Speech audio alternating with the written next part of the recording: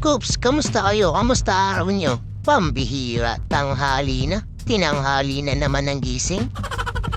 Alas 8:30 na nga pala ng umaga neto, araw ng Martes. Sa totoo lang, pag tinatanghali talaga ako ng gising, tinatamad na ako. Kaya ito, babiyahe ako ng biyaheng pang tamad.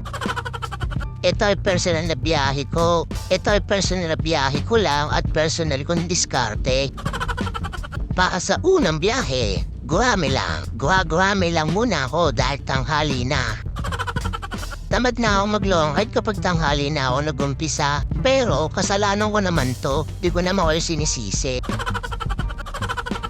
At pagkatapos nga ng 20 minutos na takbuhan ay naihatid ko na si Madam. Sa BGC nga pala ito, 83 lang din ang fare niya. Pero ginawa niya 150. O diba? Salamat po Madam. At syempre dahil tanghali na at nasa BGC pa tayo, gumapang na ako pababa. Gagapang na lang ako neto ng mga 3 o 4 na kilometro.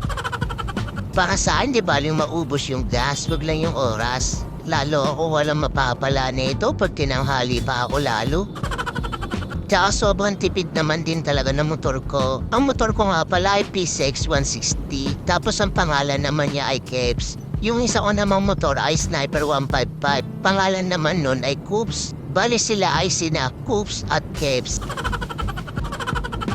At nakapick up na nga ako ng pangalawa kong pasahero. Pabalik nga din pala ito ng BGC. Ang pick up niya dito sa barangay Pinagsama. Siyempre guhami ulit, pero sulit. Sulit na sulit, legit.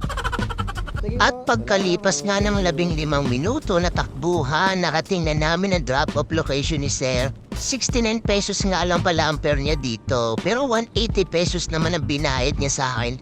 O diba, sulit na sulit.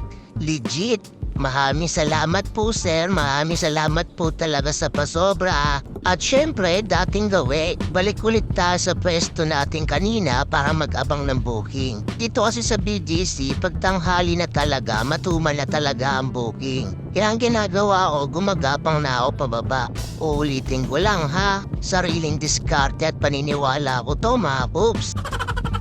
At naapuan na ako ulit ng ikatlo kong booking. Papunta nga pala itong BGC ulit. Pansin ko lang po BGC mga biyahe ko ah. Pero sulit, legit, 100%. Dito habang bumabiyahe kami ni Madam ay napansin kong traffic na. Kaya naman pala labasan na ng mga truck sa C5. Pag ganito pa naman lalo akong tinatamad. Wala pa ang kita, tinatamad na kaagad. Maya-maya pa ay narating na namin yung drop-off location ni Madam. Dito nga pala ito sa BGC ulit. 72 pesos lang yung fare ni Madam. Pero binigyan niya ako ng 130 pesos na fare. O diba sulit?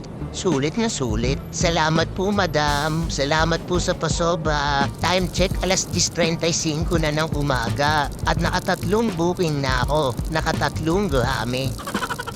Yung diskarte ko dito, applicable nga lang pala siya kay Joyride. Siyempre, kami lang may kaapata at may kakayahang mamili ng booking eh. Dito ay kakain na muna ako. May pangkain na ako eh. Yung kinita ko nga pala mga Coops, pakitotal na lang ha. Pakitotal na lang lahat. The end and goodbye.